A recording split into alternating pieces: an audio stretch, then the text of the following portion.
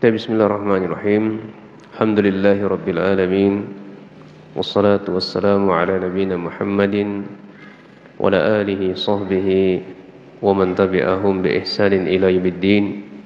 Wa sallallahu subhanahu wa ta'ala ayyamunna alaina bi ilmin nafi' wa amalin salih wa yafaqihna fid din wa aftalana futuhal arifin wa yarzuqna al-ikhlasa fil aqwali wal a'mali. Allahumma amin. Ahibati fillah rahimani wa rahimakumullah. Alhamdulillah bitaufiqillah subhanahu wa ta'ala. Kita lanjutkan bedah kitab cara menggunakan senjata. Ini lebih tepatnya seorang penuntut ilmu agar mereka berdakwah di jalan Allah. Ini berdakwah dengan benar sesuai dengan apa yang dicontohkan oleh baginda kita Rasul sallallahu alaihi wasallam yang tercinta. Demikian pula para sahabatnya dan orang-orang yang selalu sentiasa setia mengikuti perjuangan beliau. Alhamdulillah kita masih dalam pembahasan pengantar dalam berdakwah di jalan Allah Subhanahu wa taala. Kemarin kita sudah sebutkan pengertian ilmu fikih dakwah. Sudah selesai. Kemudian yang kedua kita sudah jelaskan apakah fikih dakwah ini adalah ilmu bid'ah atau tidak. Maka sudah dijawab bahwasanya ini bukanlah bid'ah. Hal ini sudah dicontohkan oleh baginda kita Rasul sallallahu alaihi wasallam tercinta, Nabi Nuh, Nabi Ibrahim, dan kita masuk poin yang ketiga, Nabi Muhammad alaihi salatu wasallam. Kemarin kita sudah sebutkan ya di mana Allah Subhanahu wa taala memperingatkan Nabi kita sallallahu alaihi wasallam ya setelah beliau diperintahkan oleh Allah berdakwah secara terang-terangan.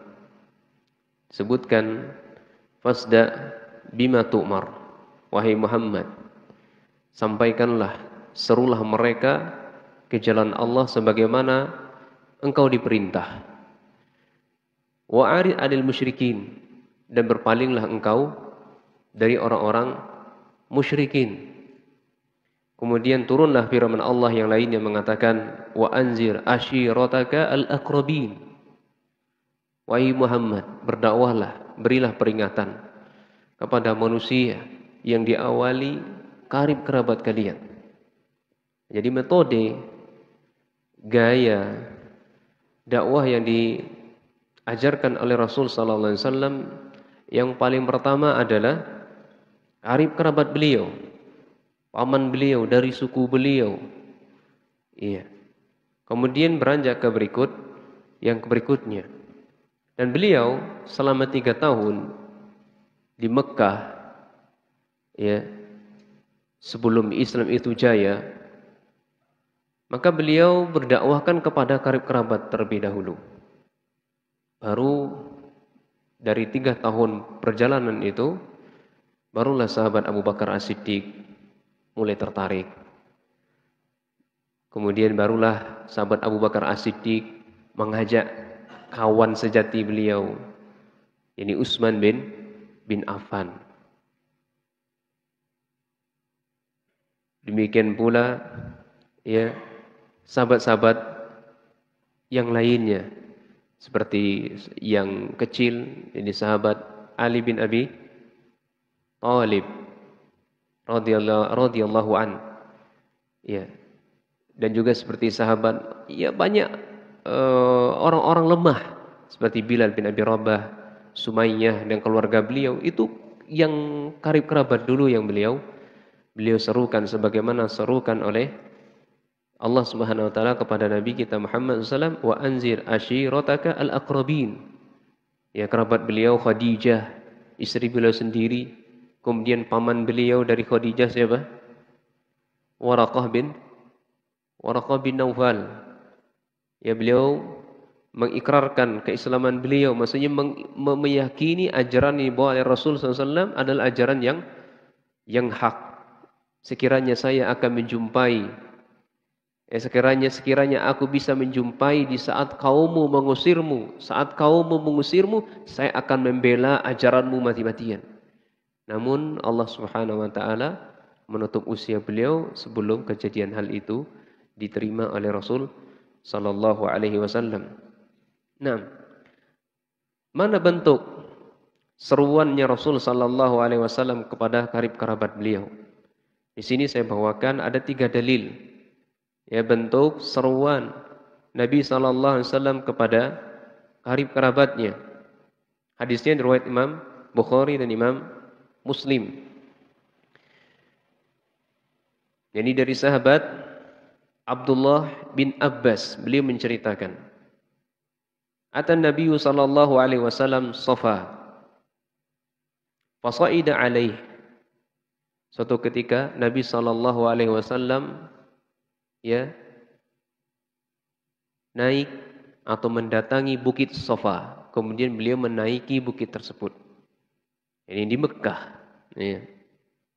Tsumma nada, kemudian di batas bukit tersebut beliau menyeru, ya Sabaha. Beliau menyeru, ya Sabaha, wahai orang-orang yang pagi-pagi hari. Maksudnya, wahai orang-orang yang berada di pagi hari ini maksudnya. Jadi menyeru orang-orang untuk berkumpul. Fajtama'an nasu ilaihi bainar rujuli yaji'u ilaihi wa bainar rujuli yab'atsu rasulihi. Ketika Rasul memanggil orang-orang pada waktu pagi tersebut, ada di antara mereka yang datang dengan sendiri, ada di antara mereka yang datang hanya utusan saja yang dikirim. Tuh Rasul atau Muhammad itu, apa sih yang mau disampaikannya? Kamu pergi sana. Biasanya adalah siapa? Petinggi-petinggi Quraisy. Nah, kalau orang-orang yang kalangan du'afa, orang-orang yang lemah, mereka mendatangi. Apa sih yang disuruhkan oleh Muhammad sallallahu alaihi wasallam? Maka faqala Rasul sallallahu alaihi wasallam, ya bani Abdul Muttalib, ya bani Fihr, ya bani Lu'ay. Nah, ini disuruh oleh Rasul sallallahu alaihi wasallam, ini suku-suku Quraisy semuanya. Suku-suku Quraisy semuanya, wahai Abdul Muttalib, wahai bani Fihr, wahai bani Lu'ay. Ara'aitum law akhbartum anna khayla bisafhil hadzal jabal turidu an tughira alaikum sadaqtumuni. Ya, bagaimana sih pendapat kalian seandainya saya beritakan kepada kalian, toh di balik gunung sana itu sudah ada pasukan besar yang ingin menyerang kalian. Siap gagah berani dengan senjata, dengan kendaraan yang mereka gunakan, siap ingin meluluh lantakkan kalian semuanya. Kalian membenarkan saya atau tidak? Apa dijawab oleh mereka? Qalu, na'am, iya tentu. Rasul sallallahu alaihi wasallam sudah mereka gelari apa? Al-Amin, kan? Mereka mendapatkan, Rasul SAW mendapatkan gelar Amin sebelum beliau diutus oleh Allah Subhanahu wa taala. Sehingga ketika apapun yang dikabarkan, yang diberitakan Rasulullah SAW, pasti mereka benarkan. Mustahil Muhammad itu dusta. Mereka mengatakan na'am. Kemudian apa beliau katakan? Fa inni nadhirun 'alaikum baina yaday azabun syadid. Wahai bani Fihr, wahai bani Muttalib, wahai bani Lu'ay, wahai bani Ka'ab. Sesungguhnya saya, kata beliau, nazirun alaikum. Ya, nazirun lakum, memberi peringatan bagi kalian bahwasanya diri saya ini enggak mampu menolong kalian dari azab Allah Azza wa Jalla. Ya, dari azab Allah yang sangat keras. Ini seruan pertama Rasulullah SAW kepada kerabat beliau. Selamatkan diri kalian, selamatkanlah diri kalian dari ancaman api neraka, dari azabnya Allah. Maka paman beliau Abu Talib datang. Faqala Abu Lahab, bukan Abu Talib. Waqala Abu Lahab. Ini sebab kebelisan ya, keceplosan itu. Alhamdulillah masih sadar. Kadang di rumah saya simak lagi, wah ini keceplosan ini. Ya. Baik. Datanglah Abu Lahab. Apa kata Abu Lahab? Tabat laka sairil yaum. Tabat laka sairil yaum Muhammad. Saya bersumpah Muhammad, ya, seluruh harimu hari ini celaka, binasa, enggak beruntung. Allah musta'an. Ya. Amma da'autana ila lihada, kamu mengumpulkan kami, menyuruh dari atas bukit kami, hanya mengumpulkan kami untuk ini, urusan ini. Enggak ada yang lebih penting dari urusan ini. Ya kan? Maka seketika itu turunlah firman Allah, wa anzalallahu, turunlah ini asbabun nuzul surat Al-Lahab.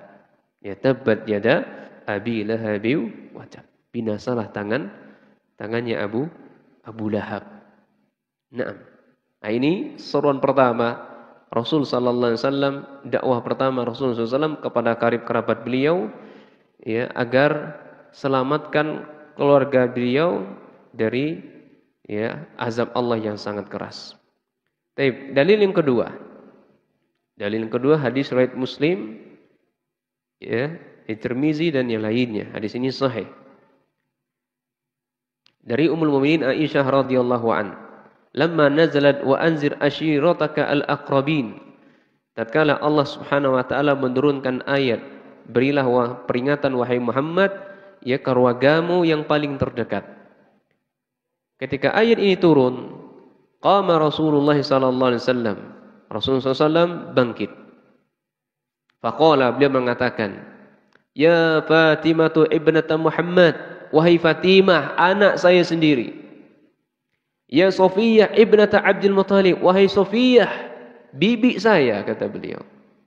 Ya. Ini anaknya Muttalib. Anak Muttalib berarti apa? Bibinya beliau. Ya Bani Abdul Muttalib, wahai anak cucu keturunan Muttalib. La amliku lakum minallahi syai'a. Saya tidak mampu, saya tidak memiliki kekuasaan sedikit pun atas diri kalian menyelamatkan kalian dari azab Allah. Saluni min mali ma syi'tum. Kalau urusan harta, mintalah sesukamu kepada saya. Urusan harta, dalam urusan dunia, mintalah kepada saya. Apapun selagi ada saya berikan. Tapi kalau dalam masalah urusan akhirat, dalam urusan akhirat, maka saya tidak memiliki kekuasaan sedikit pun menyelamatkan kalian dari azab Allah Subhanahu wa taala. Nah, artinya apa kata Syekh? La anfa'ukum syai'a. Saya tidak bermanfaat untuk diri kalian. Wala astati'u an adfa'ankum azaballahi illam tu'minu.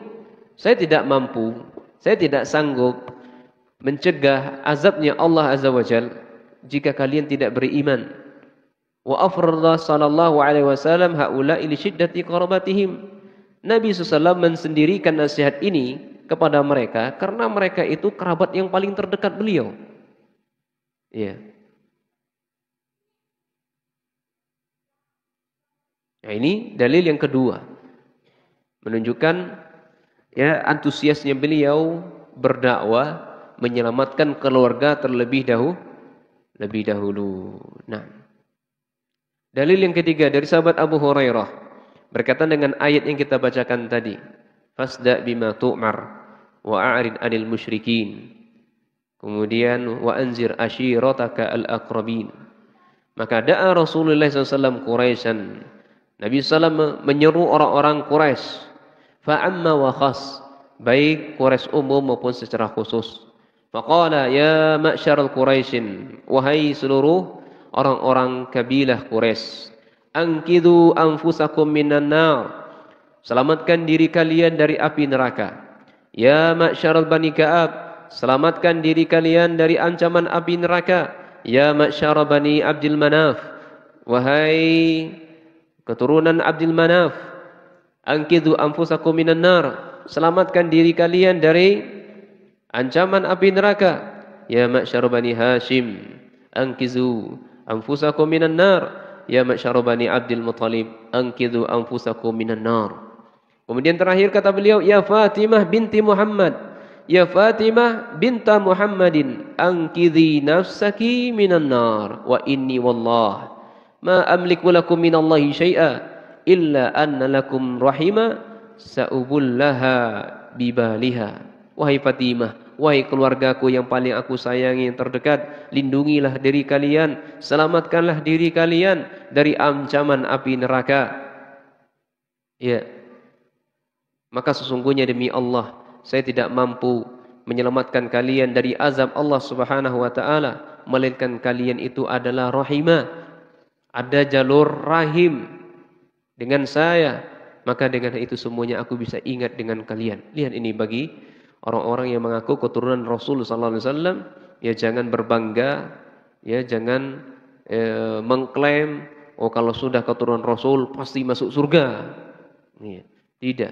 Rasul sallallahu alaihi wasallam sudah mengingatkan bahwa beliau dengan diri beliau tidak bisa menyelamatkan dirinya dari ancaman azab Allah Subhanahu wa taala. Ini 3 tahun beliau mendakwahkan karib kerabat beliau. Ya. Demikian pula beliau berdakwah ya bukan kepada karib kerabat beliau. Berdakwah kepada masyarakat umum. Berdakwah kepada orang-orang musyrikin. Baik beliau menyampaikan dakwahnya itu ya beraneka ragam ya. Beliau menyampaikan dakwah itu beraneka ragam.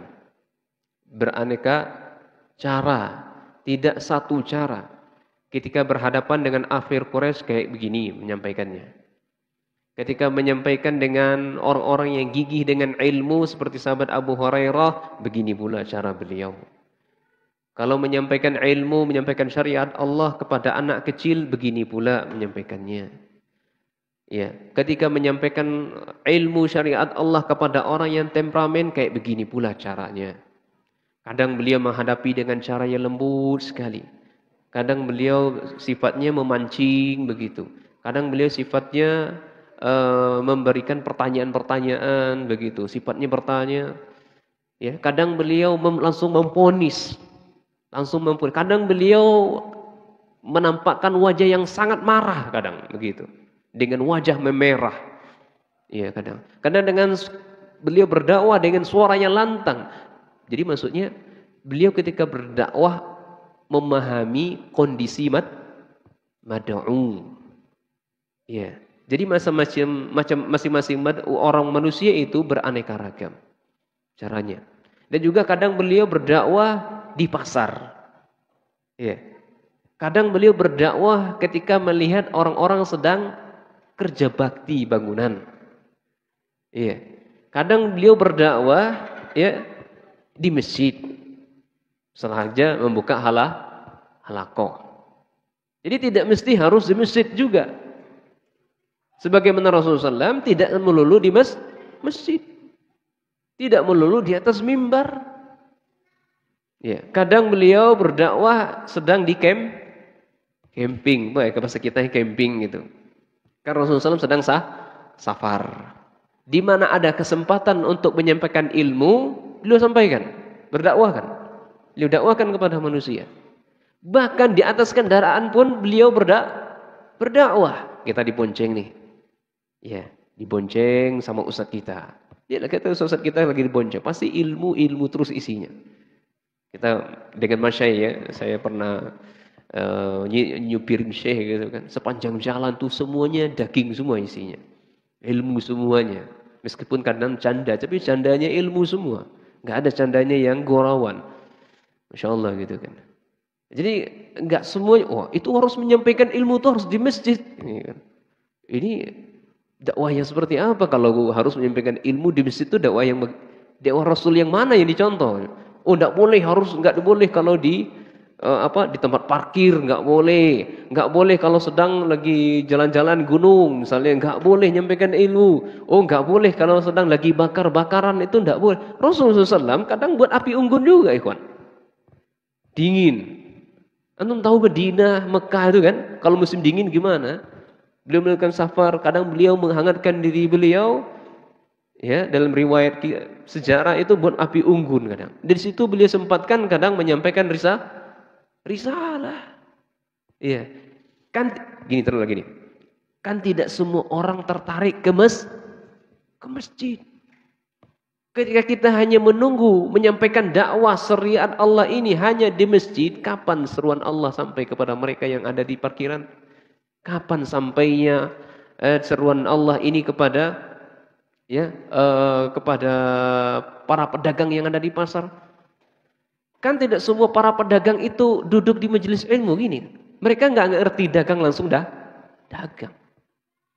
Nah di situ, maka suatu ketika kalau dalam perjalanan Rasulullah SAW pernah, seingat saya adalah sahabat Mu'az kata Allah kalau nggak salah. Ya, sahabat Mu'az, beliau punya kendaraan, ya, kendaraan butut, ini keledai, kendaraan yang paling murah gitu kan. Diboncengnya Rasul Sallallahu Alaihi Wasallam. Dan Rasulullah SAW nggak perlu nggak perlu malu, nggak gengsi. Saya seorang Rasul. Masa iya dibonceng dengan kendaraan yang paling murah, yang mahal loh dikit, pakai Pajero ya dikit, baru Fortuner lah dikit gitu kan, pakai apa lah dikit. Enggak. Rasulullah SAW tidak malu seperti itu, dibonceng. Yang boncengnya Rasulullah SAW. Ya Mu'az, ya atadri ma haqqullah 'alal ibad wa haqqul ibad 'ala Allah, aqama qala Rasulullah SAW. Mu'az, kamu tahu enggak? Ini ya Rasul di belakang, sahabat Mu'az di depan, Mu'az bin Yaman. Ya, Mu'az, kamu tahu enggak apanya hak Allah atas hamba? Hak hamba atas Allah. Kemudian apa yang dijawab oleh sahabat Mu'az? Apa yang dijawab beliau? Allahu wa rasuluh a'lam. Allah dan Rasulnya yang paling tahu. Maka dijawab oleh Nabi sallallahu alaihi wasallam, kalau begitu, ya haqqul ibad 'ala Allah. Haknya hamba atas Allah, haqqullah 'alal ibad, haknya Allah atas hambanya adalah ayya'budullah wahda wa la tusyriku bihi syai'a. Atau kama qala Nabi sallallahu alaihi wasallam, engkau beribadah kepada Allah saja dan meninggalkan sekutu selain Allah Subhanahu wa taala. Itu haknya Allah Subhanahu wa taala atas hambanya. Wa haqqul ibad 'ala Allah, dan haknya hamba atas Allah adalah an la yu'adziba, ya sesungguhnya Allah tidak akan mengazab atau yu'adzab, seseorang tidak akan diazab oleh Allah, ya allazi la yusyrika bihi syai'a, atau kama qala Nabi sallallahu alaihi wasallam, selama seorang hamba tersebut tidak menyekutukan Allah. Mendengar kabar ini dari Nabi sallallahu alaihi wasallam, maka sahabat Mu'az mengatakan, ya Rasulullah, wahai boleh enggak aku sampaikan afala ubashirun nas, atau maka Nabi sallallahu, apakah boleh saya sampaikan kabar gembira ini kepada manusia?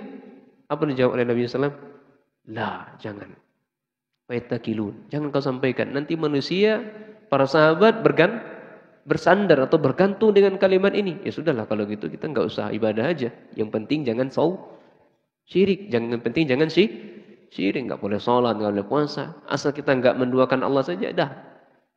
Kita tidak akan diazab oleh Allah Subhanahu wa taala. Nah, ini metode-metode, cara-cara dakwah Rasul sallallahu alaihi wasallam kepada banyak ragam manusia. Ya, banyak ragam manusia. Nah, ya jadi dari sisi masyarakat, mad'u, rakyatnya, caranya berbeda. Kemudian dari sisi materi dan dari sisi ilmu, ya mereka, Nabi SAW mengajarkan yang paling pertama yang harus diprioritaskan adalah dakwah tauhid. Jadi seorang dai ilallah itu dia harus paham mana skala prioritas.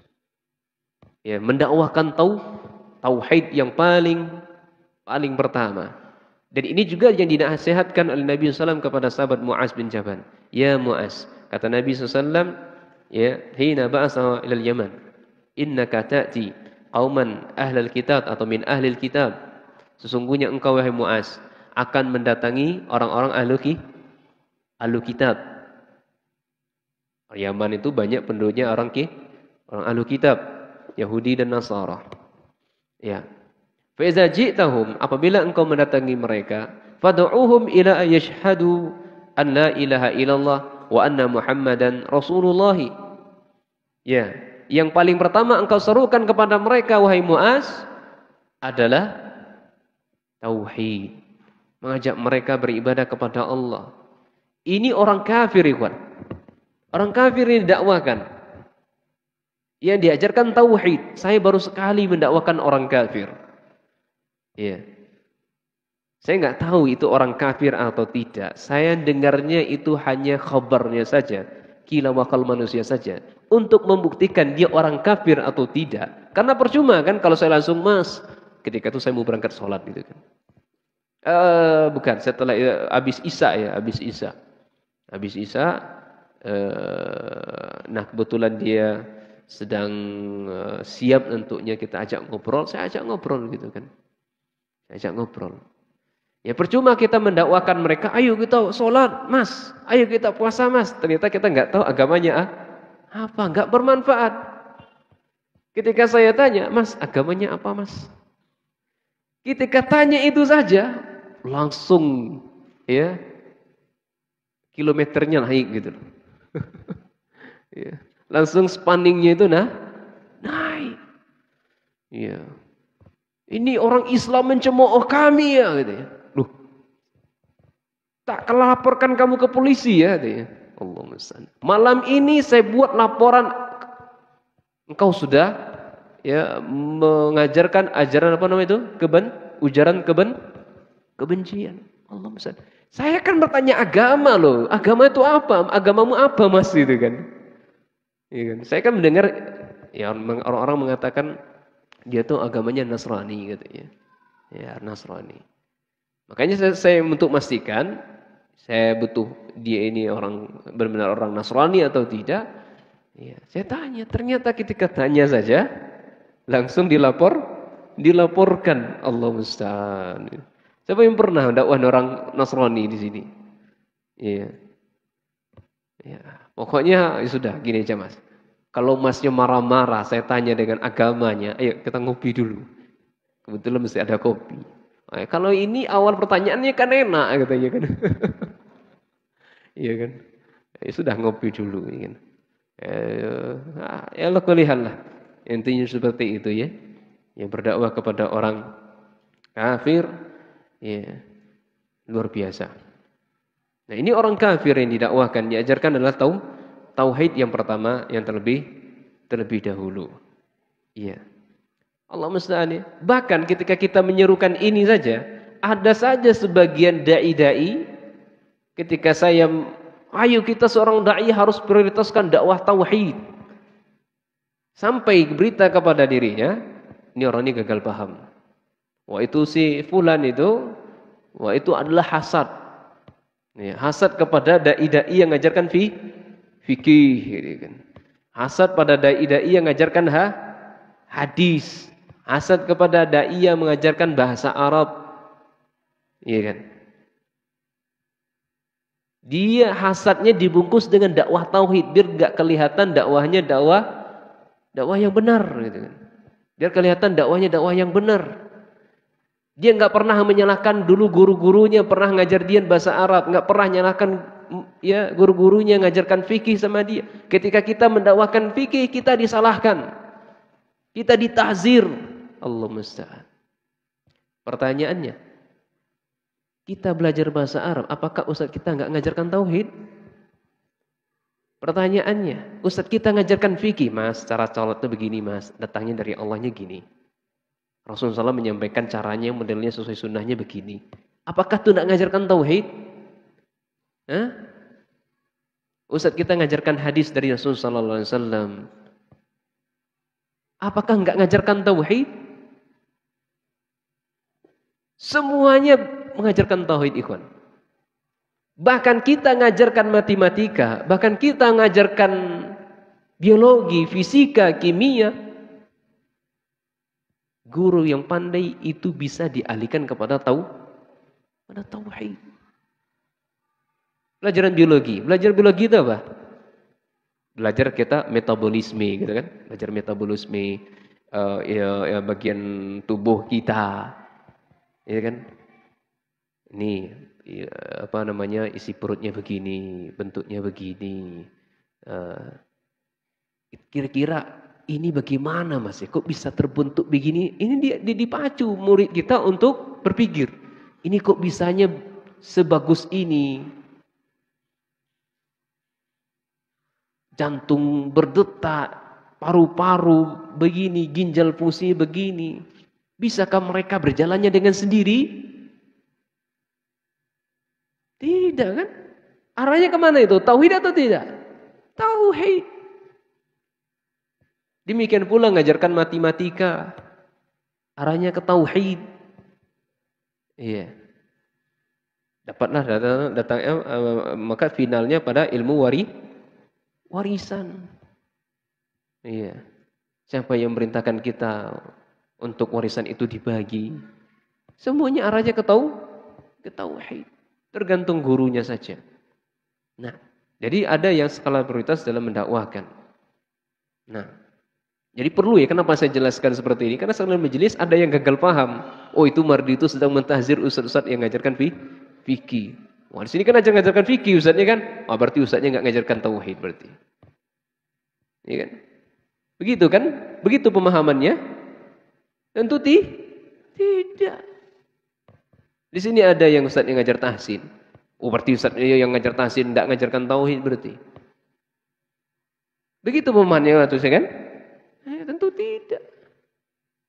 Nah, beginilah Rasul sallallahu alaihi wasallam yang ajarkan yang paling pertama adalah dakwah tauhid.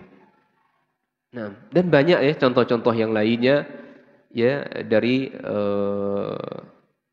sepak terjang dakwah Rasul sallallahu alaihi wasallam. Kalau digali ini sangat panjang.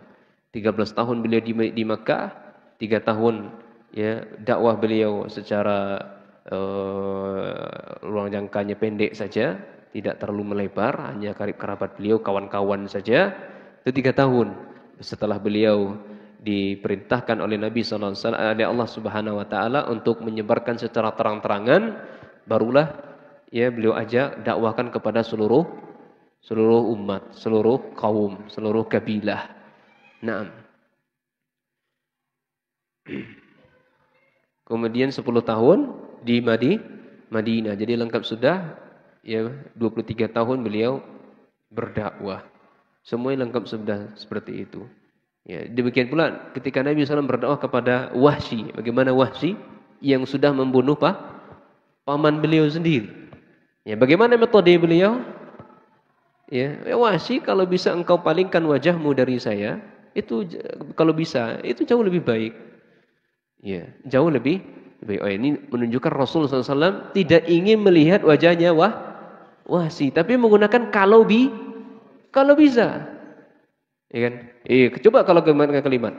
Kamu dulu kan yang bunuh paman saya, enak aja kamu.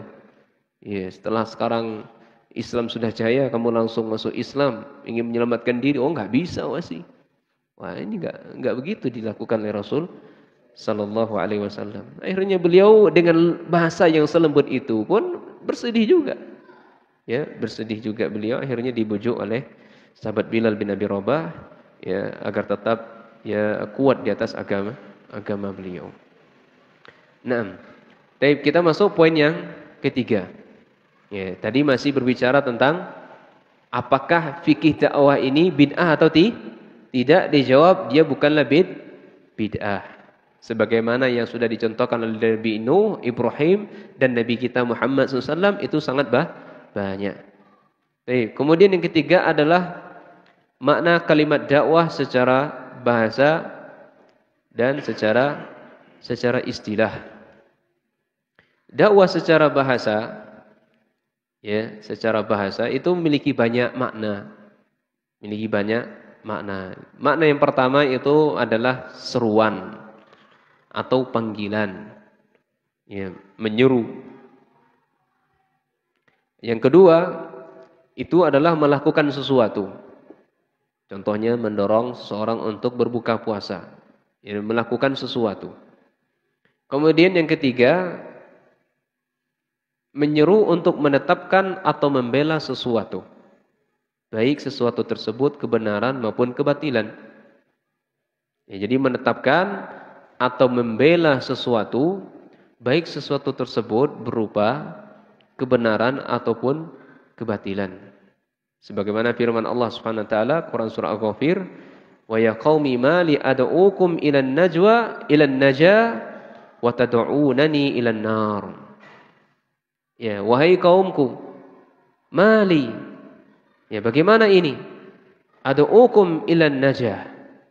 Saya mengajak kalian untuk menyuruh kalian untuk keselamatan, sementara kalian mengajak atau menyeru kepada neraka. Tapi ya bukan ini yang kita bahas dalam kitab ini. Ya, yang kita inginkan dalam kitab ini adalah namanya dakwah. Ini mengajak orang lain, ini secara istilah mengajak orang lain agar melaksanakan perintahnya dan menjauhi segala larangannya. Hal ini berarti memerintahkan orang lain untuk melakukan sebuah kebaikan dan melarang orang lain dari segala keburukan. Mengajak orang lain untuk melakukan kebaikan, mencegah orang lain untuk meninggalkan segala apa saja yang dilarang oleh Allah Subhanahu wa taala. Ulaika yad'una ilan nar wallahu yad'u ilal jannah. Mereka orang-orang kafir mengajak ke neraka Allah dan Allah sendiri mengajak kepada surganya. Ini Al-Baqarah 221. Iya. Maka berdasarkan ayat yang kita baca tadi, makna dakwah secara syar'i yang kita sebutkan, yakni mengajak orang lain untuk melakukan perintah Allah, baik perintah tersebut ya berupa ucapan atau amalan, dan meninggalkan segala larangan Allah, baik larangan Allah itu berupa ucapan dan perbuatan. Ini antum bisa lihat dalam kitab Usus Manhaj Salaf fi Da'wah ila Allah karya Fawwas bin Hulayl As-Suhaimi di halaman 31.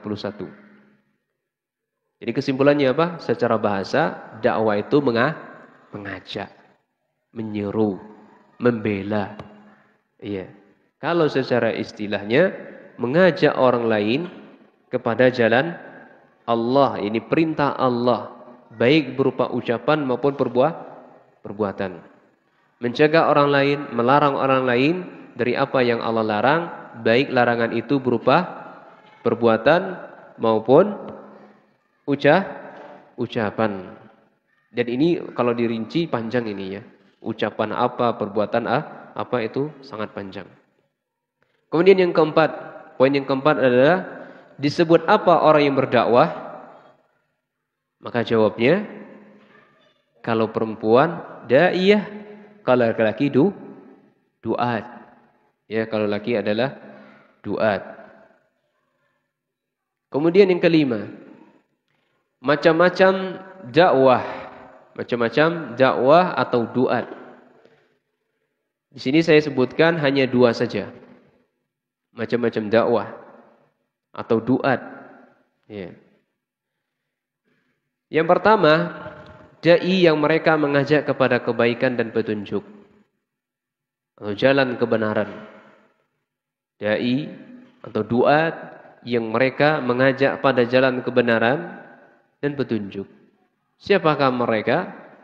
Ini para rasul, para anbiya, para ulama, ya.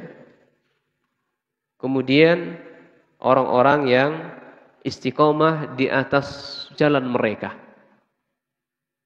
Ya. Para rasul, para anbiya, kemudian orang-orang yang istiqomah di atas jalan mereka. Siapa yang istiqomah tersebut? Sahabat, tabi'in. Dan para ulama yang mengikuti mereka.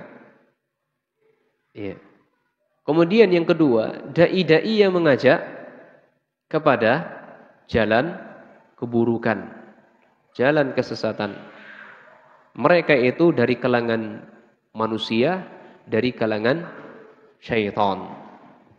Ya, dai-dai yang mengajak kepada keburukan, kesesatan, mereka ini ada dari kalangan manusia, ada dari kalangan syaitan. Syaitan dari manusia. Ya.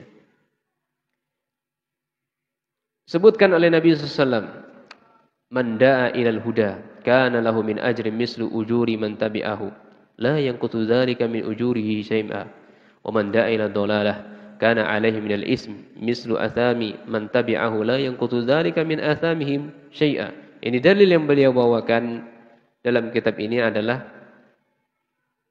motivasi untuk kita berdakwah. Orang yang mengajak orang lain dalam hal petunjuk jalan kebenaran, maka dia akan mendapatkan pahala. Yang mendapatkan pahala seperti pahala orang yang mengikutinya tanpa mengurangi pahalanya sendiri. Dan sebaliknya orang yang mengajak kepada jalan kesesatan, maka dia akan mendapatkan dosa. Ya, maka dia akan mendapat dosa semisal dosa orang yang mengikutinya tanpa dikurangi darinya sedikit pun. Nah, makanya ikhwan, kita harus berhati-hati dari dai-dai penyuruh kesesatan ini. Dai-dai yang menyeru kepada kesesatan. Mereka mengajak kita ke neraka jahanam. Kan sekarang dalilnya kan begitu ya. Saya pernah ajak dialog. Ya, sedang dialog di warung, ya, di warung lontong. Jadi sambil makan sambil dakwah gitu kan. Ya, sambil makan sambil traktir kan. Bayar duluan gitu kan. Siapa itu? Ya, kan bayar duluan. Ya, dalilnya gini. Masa iya Pak Kiai? Masa iya? Yang benar aja lah Pak Kiai yang ngajak kita ke neraka jahanam. Mustahil enggak? Ustadz.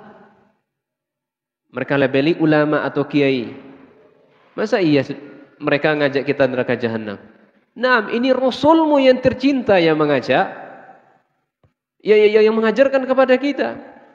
Apa yang katakan Rasulullah SAW? Iya.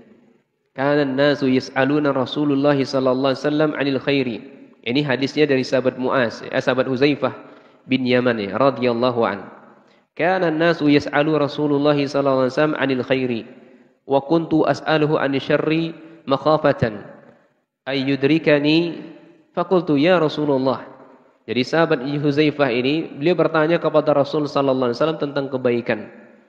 Ya, dan manusia kata beliau. Kana an-nasu manusia bertanya kepada Rasulullah SAW tentang kebaikan. Wa kuntu dan saya sendiri enggak mau bertanya kebaikan, tapi saya bertanya tentang keburukan. Apa alasan Huzaifah bertanya begitu? Alasan beliau makhafatan ayyudrikani, agar saya enggak terjerumus ke dalamnya. Inilah syair yang dikatakan, yang disebutkan, inilah yang dikatakan oleh para penyair ya. Kalau tidak salah ya, saya bertanya tentang keburukan bukan untuk melakukan keburukan, tapi saya menjauhi keburukan agar saya menjauh dari keburukan. Iya. Itu ya dikatakan penyair berdasarkan hadis ini.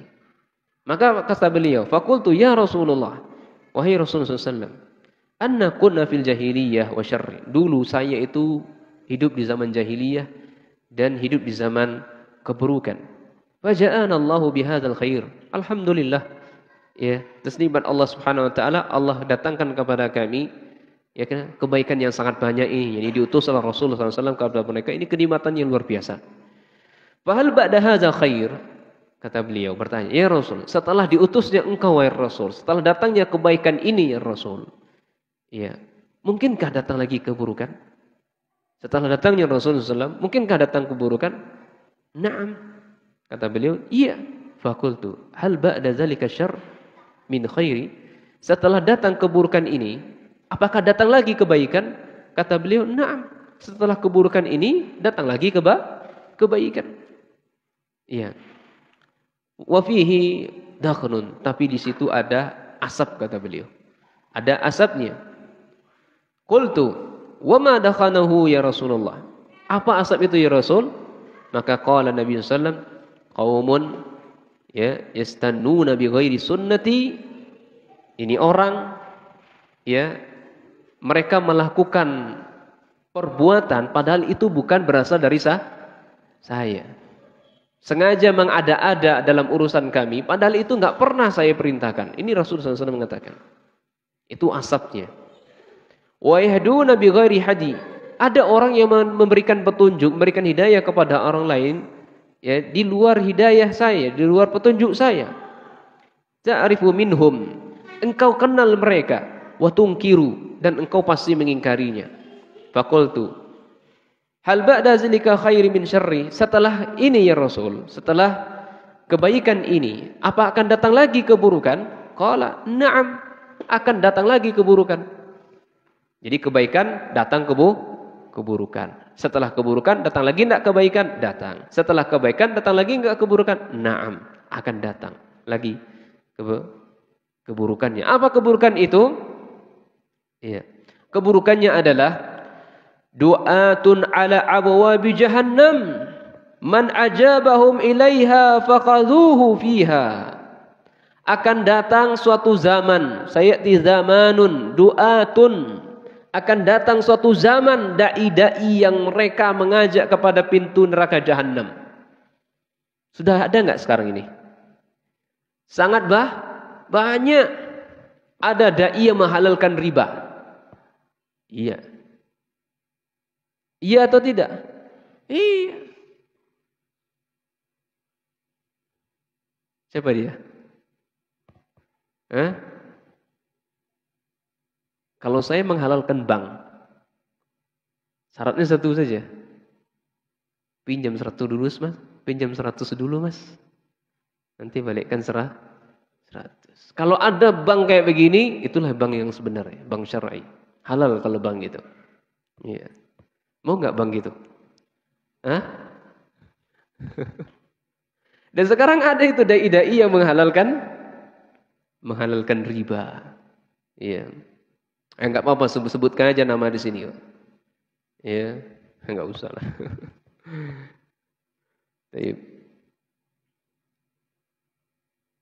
Jadi ada dai-dai yang mereka mengajak pintu jahannam, yang akan menyesatkan mereka, ya.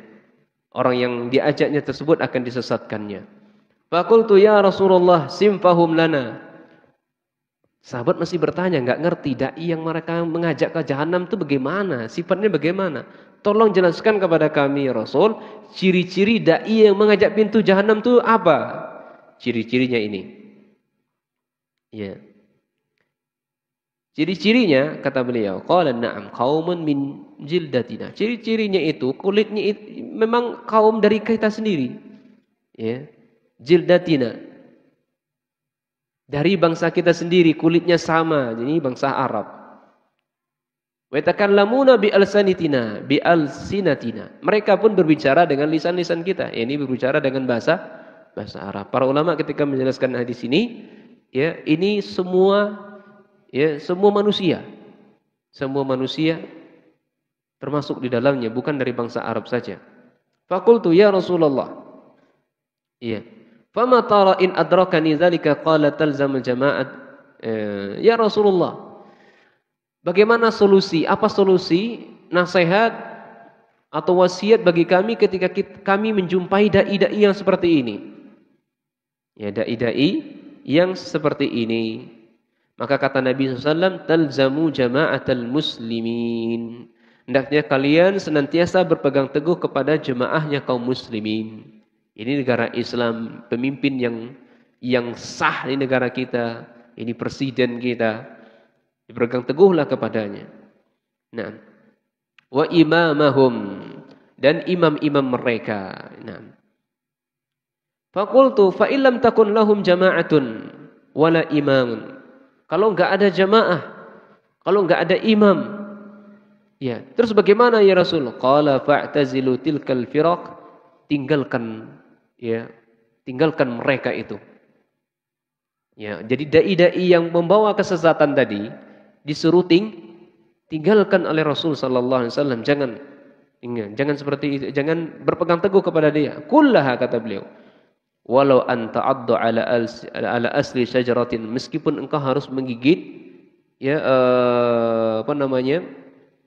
akar, ya kan? Akar itu harus engkau gigit. Yudrikal mautu, sampai engkau menjumpai kematian. Wa anta ala dzalik, engkau mati di atas menggigit akar tersebut. Diibaratkan seperti itu oleh Rasul SAW. Ya, maksud menggigit akar itu adalah kita mengistiqomah di atas agama Allah. Istiqomah di atas agamanya Rasul sallallahu alaihi wasallam. Meskipun banyak dai-dai yang mengajak kepada pintu kesesatan, kita harus gigit ya dengan gigi geraham kita dengan sekuat-kuatnya sampai ajal menjemput kita. Enggak perlu kita untuk taat kepada mereka. Makanya dalam hadis lain disebutkan kita harus hati-hati dari orang-orang dai-dai yang jago bicara. Ya, dari dai-dai yang jago bicara atau berhati-hati kepada ruwaibidah. Iya, ruwaibidah. Dalam hadis disebutkan sayati 'alan nasi sanawatun khadda'at. Akan datang suatu masa yang manusia banyak di tahun-tahun tersebut penipuan. Yusaddiqu fiha al-kadhibu wa yukadzibu fiha as-sadiq wa yu'tamanu fiha al-kha'in wa yukhawwanu fiha al-amin wa yantiqu fiha ar-ruwaibidah. Ini dah banyak zaman sekarang. Ya, akan datang tahun-tahun yang banyak penipu. Orang dusta dianggap jujur. Orang jujur dianggap dusta. Orang khianat dianggap amanah. Orang yang amanah dianggap berkhianat. Ya, dan ketika itu para ruwaibidah banyak berbicara. Siapakah ruwaibidah itu ya Rasul? Wa ma ruwaibidah? Qala ar-rajulu tafih yatakallamu fi amril ammah. Ini orang yang fajir, orang-orang yang sok belagak, seorang ahli ilm tapi dia enggak ngerti sama sekali. Ya. Qila wa qal. Katanya saja. Makanya nasihat Imam Ibn Sirin rahimahullah kepada kita, inna hadzal ilma dinun fanzuru amman ta'khuduna dinakum. Sungguhnya ilmu ini bagian dari agama. Maka berhati-hatilah kepada siapa kita mengambil agama. Nah. Dan juga Nabi SAW berpesan kepada kita semuanya, inna akhwafa ma akhafu ala ummati kullu munafikin alimil lisani. Ini orang yang pandai bersilat lidah, pandai yang bagus retorika. Karena retorika itu adalah sihir. Ya, dalam kitab tauhid itu kata Syekh Muhammad bin Wahab, inna libayan, sesungguhnya penjelasan manusia itu, retorika manusia itu adalah sihir. Ya, retorikanya bagus. Makanya dikatakan oleh Nabi SAW, yang paling aku khawatirkan terhadap umatku adalah orang-orang munafik, orang-orang yang pandai bersilat lidah, yang pandai menyusun kata-kata, ya. Itu yang aku khawatirkan terhadap umatku. Nah. Kemudian nasihat dari sahabat dari Sufyan Uyainah. Kata beliau, kanu yaqulu man fasada min ulama'ina fa fihi syabahul minal yahud. Ulama yang rusak di tengah-tengah kami adalah mereka seperti orang Yahudi. Wa man fasada min ubadina, dan hamba Allah yang atau ahli ibadah yang rusak di tengah-tengah kami, mereka syabahu minan nasara, serupa dengan orang Nasrani. Salah satu dari ulama salaf mengatakan, hadzaru fitnatal alim fajir wal abidil jahil. Maka hati-hatilah dari fitnahnya orang yang alim yang fajir. Orang yang berilmu, katanya berilmu, tapi dia fajir. Wal abid, dan juga orang yang ahli ibadah yang jahil. Fa inna fitnatahuma fitnatun likulli maftun. Karena fitnah keduanya adalah fitnah kepada semua orang-orang yang terfitnah. Intinya ya ikhwan, dari poin yang ke-5 ini, kita mesti harus berhati-hati kepada dai-dai yang mengajak kepada pintu jahannam. Dai-dai yang menyesatkan manusia dari jalan Allah Subhanahu wa taala. Poin yang ke-6. Masih kita lanjut insyaallah ya. Sini ada 6. Poin yang ke-6. Definisi dai yang mengajak kepada jalan Allah. Ini apa definisi dai ilallah? Definisi dai ilallah.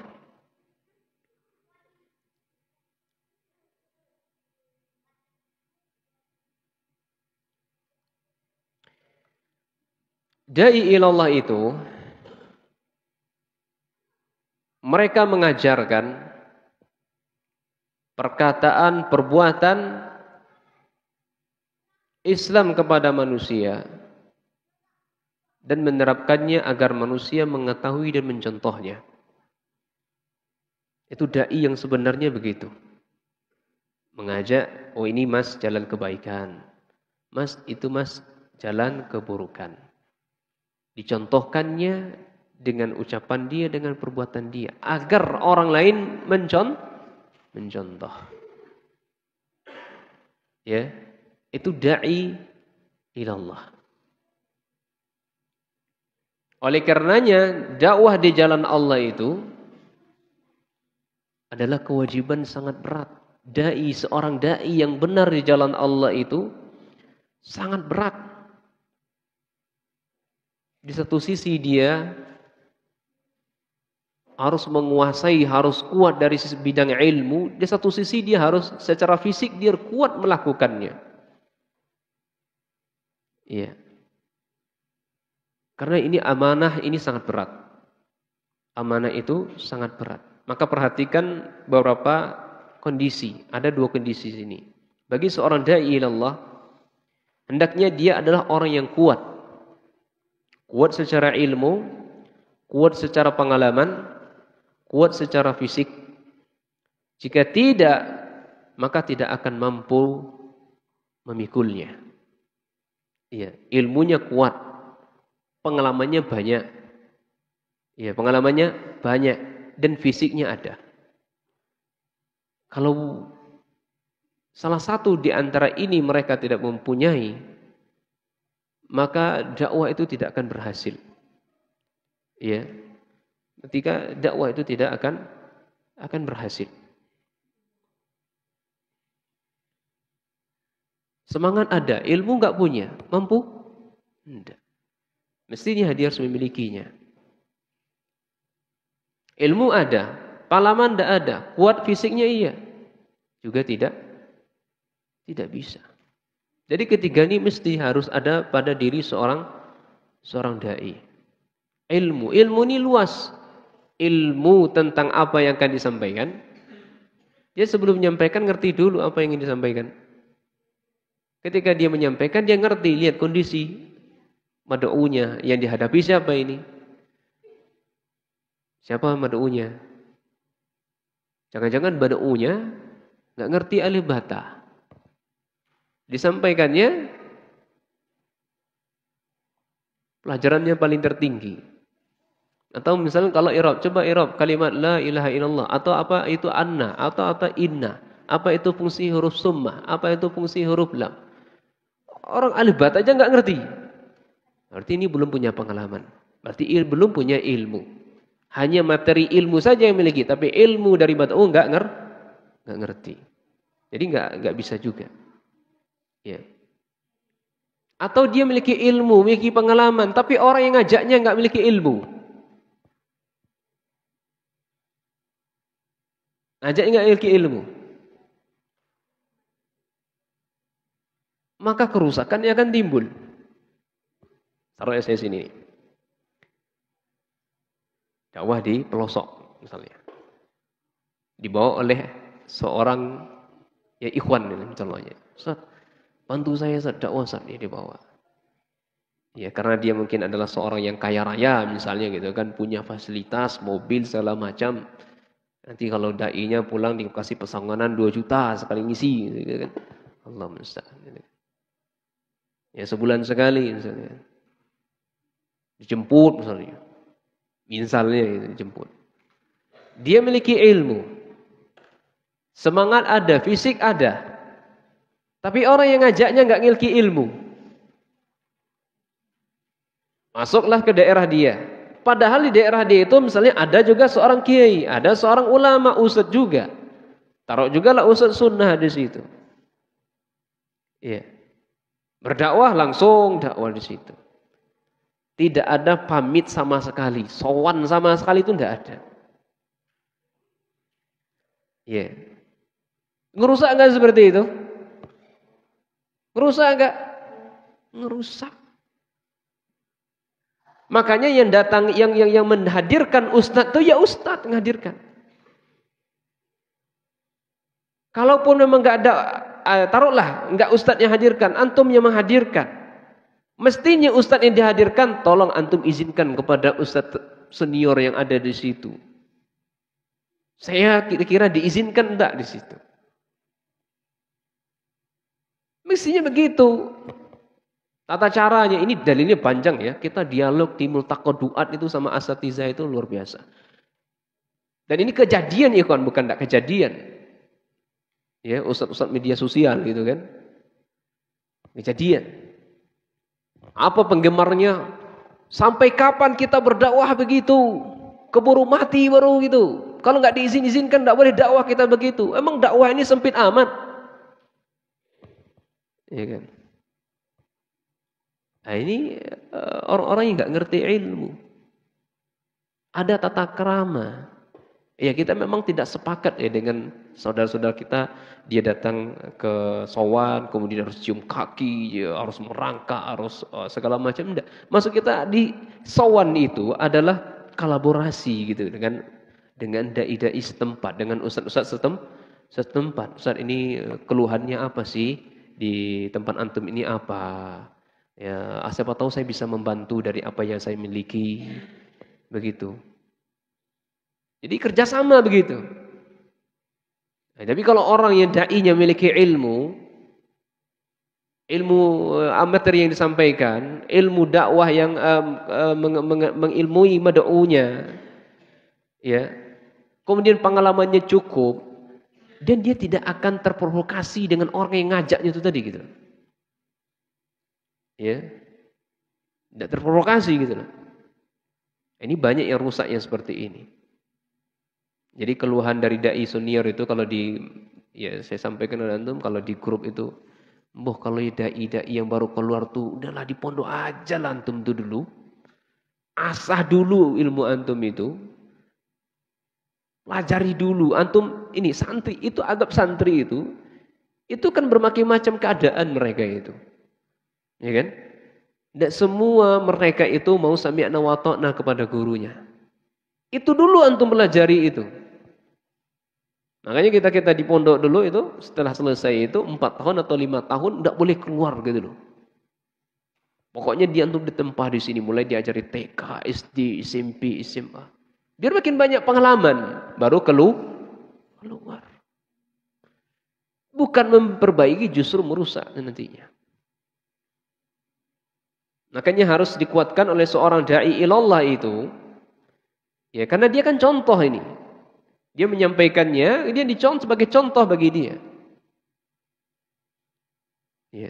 Bukan hanya menyampaikan koar-koar tapi nggak jadi contoh. Wah, nonton bioskop ini, ada juga kadang nonton bioskop seperti itu kan. Dai-dai yang ngajak nonton ke bioskop. Allah musta'an. Ya. Dia kan buat koar-koar tuh di atas meja itu, berjabat tangan dengan bukan mahram, haram. Kemudian dia ajak orang menontonkan keharaman rame-rame begitu. Ya kan? Berpelukan dengan orang yang bukan mahram adalah haram. Kemudian diajak orang lain, ayo rame-rame datang ke besok mempertontonkan hal yang haram. Dai macam apa seperti ini? Ya kan?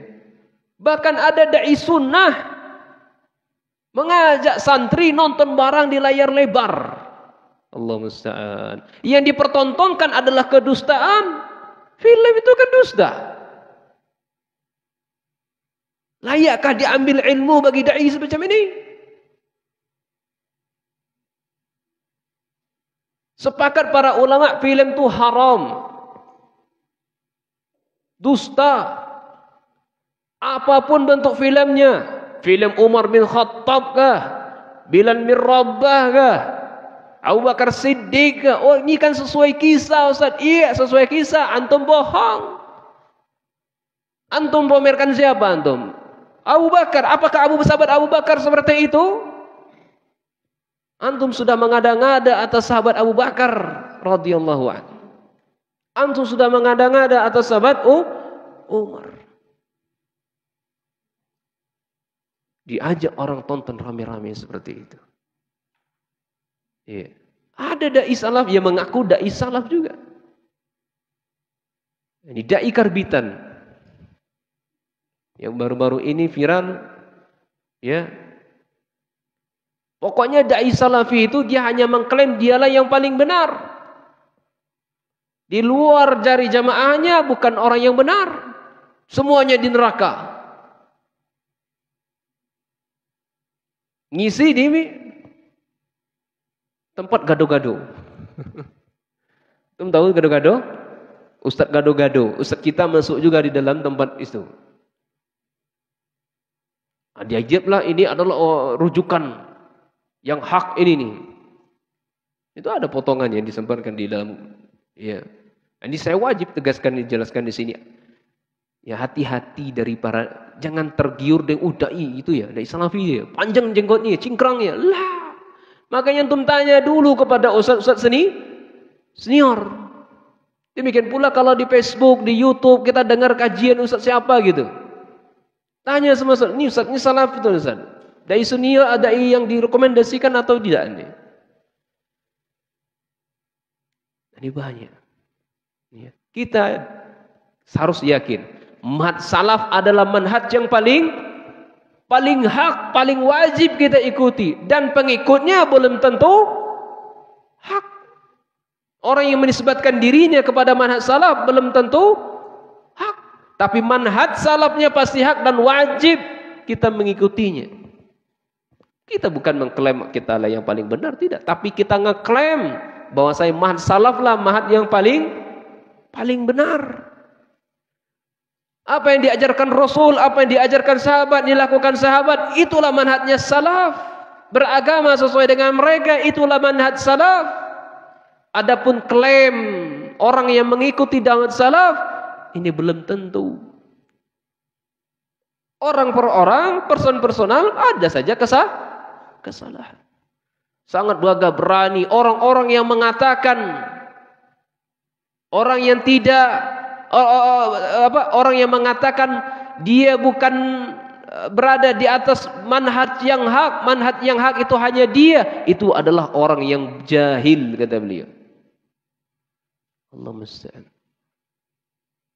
Kita mengatakan manhaj salaf manhaj yang paling hak, ya, di luar manhaj salaf bukanlah manhaj yang hak, ini dikatakan adalah orang yang jahil.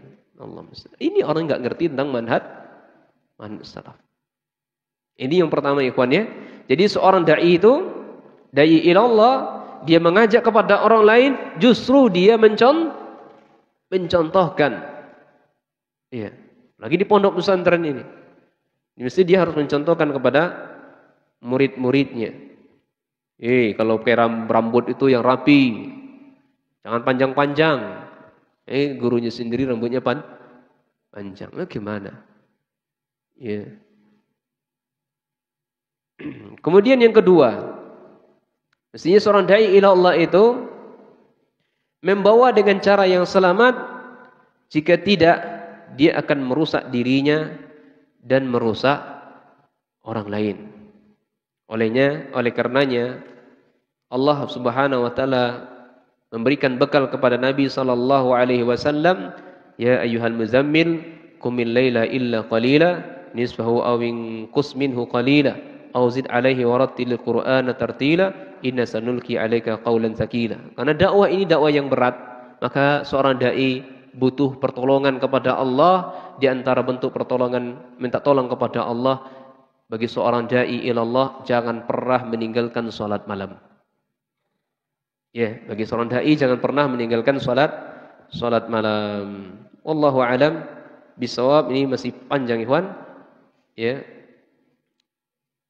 Insyaallah akan kita lanjutkan di pertemuan berikutnya, ya, insyaallah taala. Ini masih dari pengantar ya, dakwah, ya, poin yang pertama.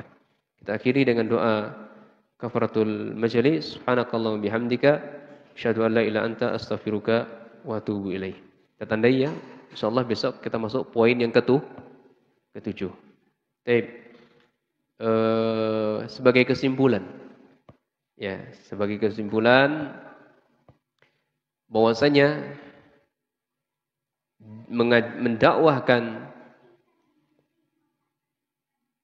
ini, ilmu dakwah ini adalah ilmu yang sudah diajarkan oleh Rasul sallallahu alaihi wasallam.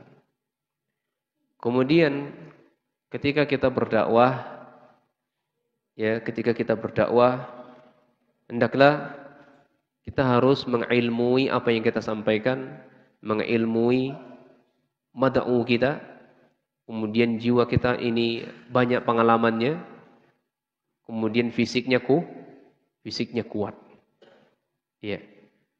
Kemudian setelah itu, ya, berdakwah di jalan Allah ini banyak cobaan dan rintangan.